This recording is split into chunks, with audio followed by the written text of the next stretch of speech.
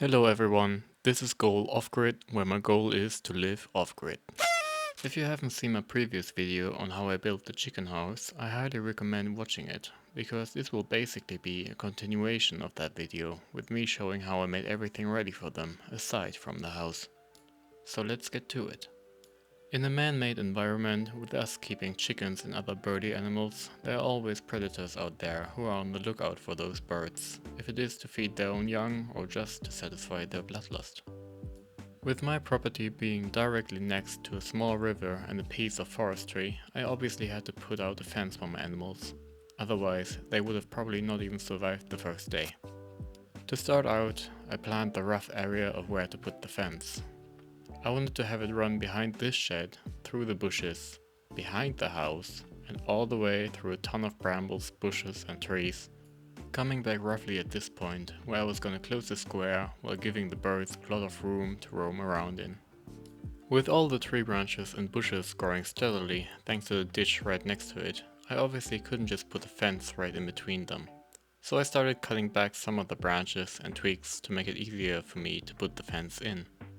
Now I know the footage says something different, but I was actually trying really hard to preserve the nature, whilst making a safe environment for my birds to live here.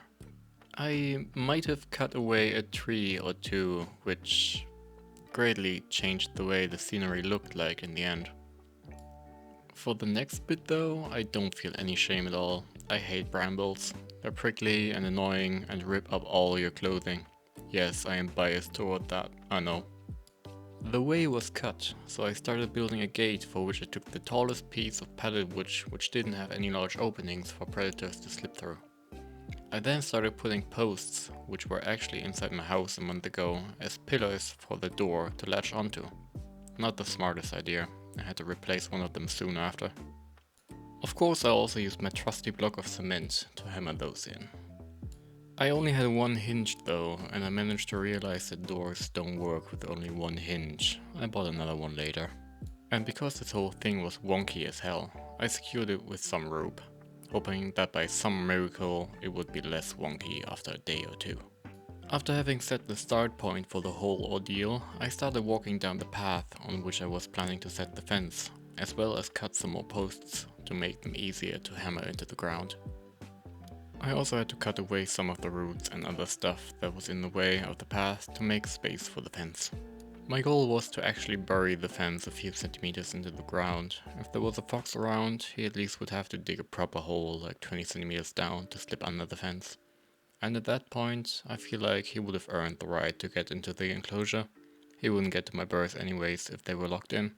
I started off with simply digging a line for the fence to go into, but as I proceeded onto the less frequented grass path, I actually had to cut the grass to be able to cut into the earth with a spade. Having done all that, it basically looked like a small earthquake had wrecked my little property. And obviously, since I was far from done, I continued this groundbreaking experience. Groundbreaking. Get it? Okay, moving on. What you are seeing on the ground there is the fence. Long rolls of 80 centimeter high chicken wire. Chicken wire to protect the chickens in the chicken house from the not so friendly chicken predator experience. A trip to the hardware store later, I had 2 new hinges and the gate started to look like a gate. It's actually still wonky as hell and I haven't really done anything to fix that even now, 2 months later. Anyways, I started putting in the fence, very simply holding it in place with a few sticks and twigs that I weaved.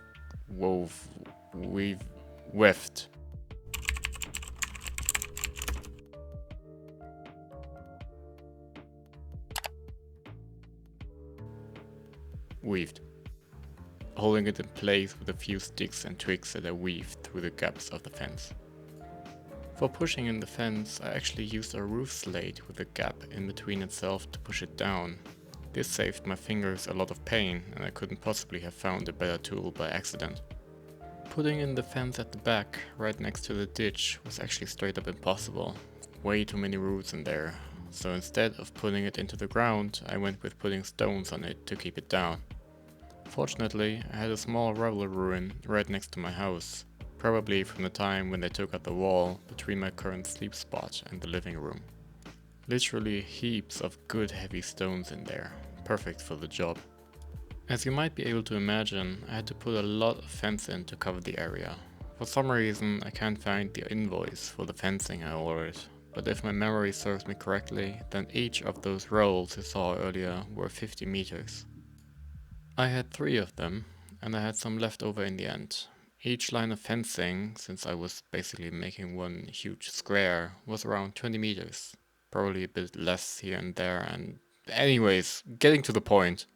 I gave my birds 400 square meters to play with. There, finally got it out. Am I done putting in the fence yet? God, I'm still going. So, hot weather lately, huh? You might think 80 centimeters wouldn't stop a fox from simply jumping over it, right? Or even chickens from jumping out. Why yes, you are 100% correct. See, my plan here was to actually combine the 2 fencing lines by cutting the top thread of the wire and intertwining it with the upper one. And I think the result was pretty alright. I put some more steady bamboo sticks in to keep the whole thing upright, after which I had to put in a different post for the door and the start of the fence, because the other one literally just snapped at the bottom and got stuck in there. Apart from that, lots of combining fences. It's actually been so long now since I put it in, I have no idea how long it took me.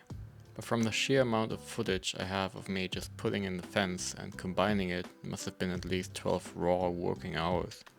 Which is weird because whenever I start a project and work at it, it tends to take so much longer than anticipated. And when you spread it out over multiple days, it certainly doesn't feel like 12 hours at all. After putting in the whole fence, my birds still needed essential stuff like food and water. I don't recall where exactly I found this little wash tub. Probably either in a bush filled with other trash or inside the shed that I dismantled. It served as a nice little tub for the ducks. I originally wanted to connect the river to the enclosure so that they would have constant access to fresh water, but that alone would have been multiple days of cutting trees, carrying away trash, and digging out a whole area specifically for it. All in all, a job for another day. Muscovies are actually fine as long as they have a tub where they can wash themselves and put their head under water, but I'm definitely gonna give them a pond one day. I also gave them another bucket for drinking water, but they also like to wash themselves in that whenever the tub is occupied. And since there were still a lot of sharp objects lying around, like some of this metal sheeting, I just threw it over the fence to get rid of it. Problem basically solved. A lot of the brambles that I cleared out were taking away a bit too much space in my opinion, so I compacted those a whole lot to give the birds more grass to feed on. Speaking of food, the birds obviously wouldn't survive on grass alone, so step 1 was to get a container to store the food in. I went with a 1000 liter IBC container. Stable, clean, mostly plastic, which in this case is actually a good thing for once. Since it was mainly for storing liquids though, I had to cut a big hole in there to make it usable for storing food. One round of acrobatics later, I began thinking about how to actually put a lid on this thing with an opening mechanism, but in the end I just left it like this. And even my mentor had a good way of closing it. It worked like this for her for years and no use in changing a running system. Since I cut this whole thing open though, all of the plastic bits that got cut out fell into the IBC itself, and since I didn't want my birds to eat plastic, of course I had to get it back out. I also sanded the edges down a fair bit, to make sure no more little bits fell in right after I was done cleaning this whole thing.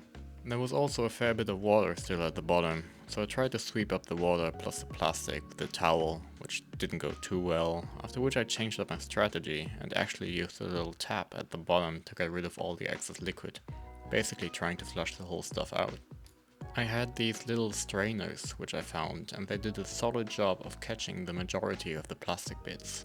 Since it didn't catch 100% of it though, I filtered the water afterwards a few times to make sure to not dump any plastic into my yard. After making sure that there was actually no water or plastic bits left inside the IBC, I left it like this for a day to let it dry out. The delivery guy of the co-op from where I ordered my food was actually really nice and brought his truck all the way down there to deliver the 500 kilograms. If he didn't, I would have easily walked a few more kilometers trying to get it all into the IBC. And almost like I planned the whole thing, it all fit perfectly into the container. Put a lid on it. All done. So what food did I get for my birds? Barley. To literally quote Wikipedia right here, barley, a member of the grass family, is a major cereal grain grown in temperate climates globally. 70% of all barley production is used as animal fodder, while 30% is used as a source of fermentable material for beer and certain distilled beverages. Call it my mistake, but by a small communication error I didn't actually get whole barley, but rolled barley. Now where is the difference, you might ask? 40 euro. Just kidding, there's more. Well, whole barley is, like you might guess, actually whole. That means full-on corn seeds which have not been treated in any way, which would have been exactly what I wanted. Whereas rolled barley has basically been crushed, creating a lot of dust in the process, as well as making it nearly unusable for the fermentation process, which I intended to use. The fermentation process is really simple. Put the grain in a bucket, the size is your choice, add water until the grain is fully covered, and add another fifth of the whole volume of water on top. This allows for the grain to suck up a lot of the water while still staying covered by it. Put a lid on it, stir every 3 days, done. This very simple process only brings positives all around. It softens the grain, making it more digestible so that birds can extract more nutrients from it. It makes the grain swell, basically filling their stomachs faster, thus saving you money because the birds need less feed. The fermentation process also breaks down the sugars in the grain and adds even more goodness to it all. Apart from that, fermented grain is a live food. Unlike pellets, the grain is uncooked, less processed, and in a more natural state for the birds to eat. To quote a very good article about the whole fermentation stuff, which I'm gonna link in the video description, not only does fermentation preserve the vitamins in your grains, it also creates new vitamins, primarily B vitamins like folic acid, riboflavin, niacin and thiamine. In short, fermenting your chicken feed leads to better eggs, better hen health and lower feed costs. All in all, there is absolutely no reason to not ferment your grain. And here I was, with the wrong type of grain. I didn't let myself get distracted from that though, and still tried to ferment it. With the result being that only after a few days of fermenting, the grain turned sour. And you don't want sour, you want sweet. Since the grain had been rolled, it was basically broken down, its integrity had been crushed, and it was in a completely different state than whole grain. I thought barley was barley, no big difference in rolled or whole. I literally thought rolled was just a different way to describe whole barley. I'm just really imprinting the image of learning by making mistakes at this point. After learning that it went sour this quickly with rolled barley and that my birds were not fans of it, I scrapped the idea completely. Right now I add a bit of water to their food after I serve it, making it wet and soaking it.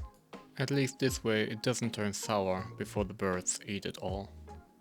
Another thing that had to be built was nesting boxes. Because if those birds don't have a default spot to where they feel safe and can lay their eggs, they're gonna go right into the next bush and I would have to spend 30 minutes every day trying to find the next laying spot. While I was building this box, my ducks and chickens got delivered from a very good friend and mentor. She was the very trigger which made me want to stay in Ireland and get a farm. Building the nesting boxes was a very simple affair, nothing special apart from cutting a few pieces of wood and screwing it all together. I stuck it into the house and left the camera there to see the chickens react to it, and they seemed to like it.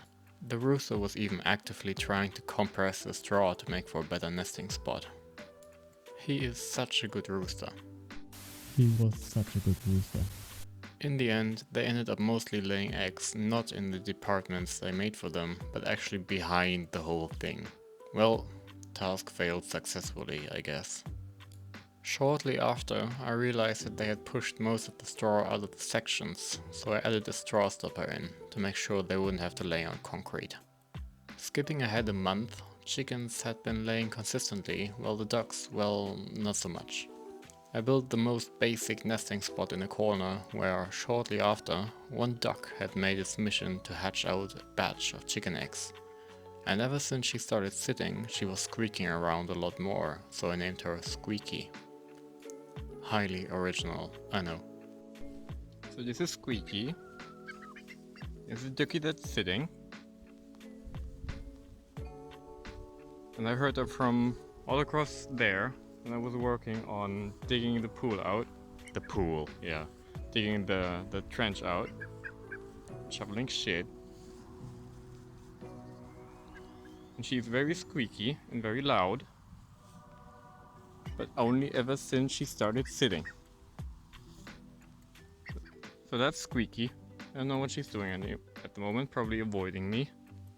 So I'll leave her alone. Straight back to the nest.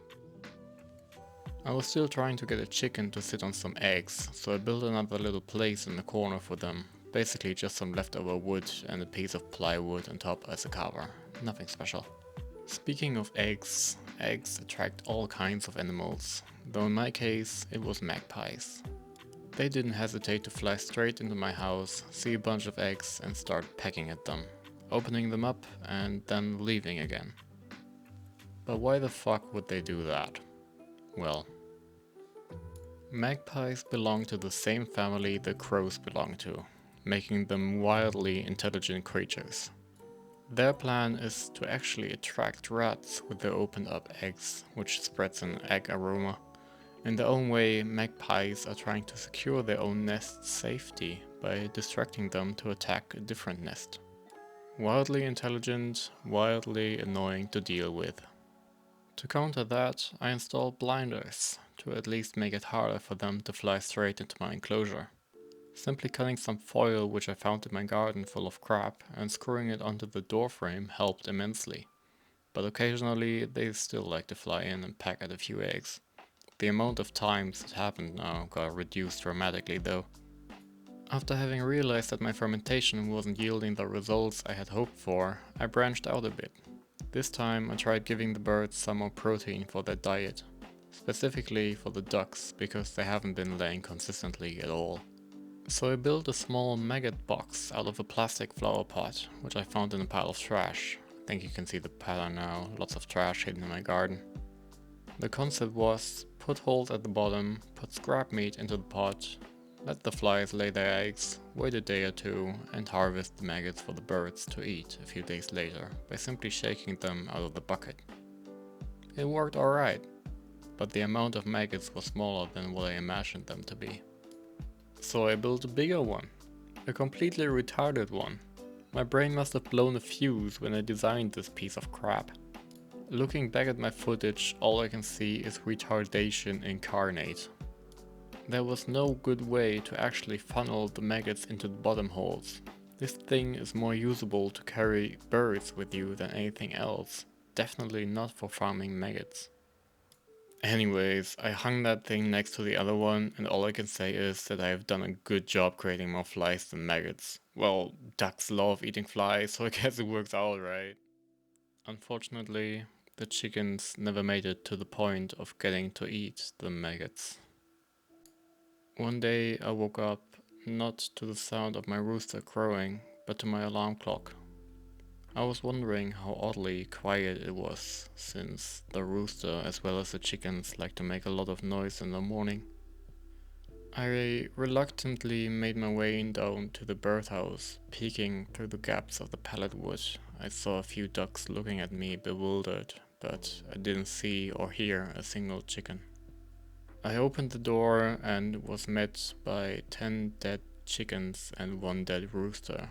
All of the ducks were completely fine, but it still left me in shock for a good while. It wasn't a fox that took them to feed their young. There wasn't anything that had been dug up to allow access into the house either. Nothing out of the ordinary. Just 11 dead birds, most of them crammed in a corner. 2 of them missing their heads. 1 of them had been nibbled on, but that was it. Based off of the facts that I was presented with, it was a mink. Minks can slip through gaps as small as 2 centimeters in diameter. The biggest gaps in my house were 5 centimeters. After sitting on the nesting box for a good 20 minutes, I knew I couldn't just sit idly and do nothing about the situation. So I gathered the dead chickens and transported them to the ditch, which is the furthest away from the enclosure, as an offering to the fox. After that, I got into gear and set out for the hardware store to buy more chicken wire. Learning about minks made the task a simple one, not leaving a single spot open that left a gap which was more than 2 centimeters wide. Chicken wire solved that problem. I came back about an hour after I left the house to another unwelcome surprise.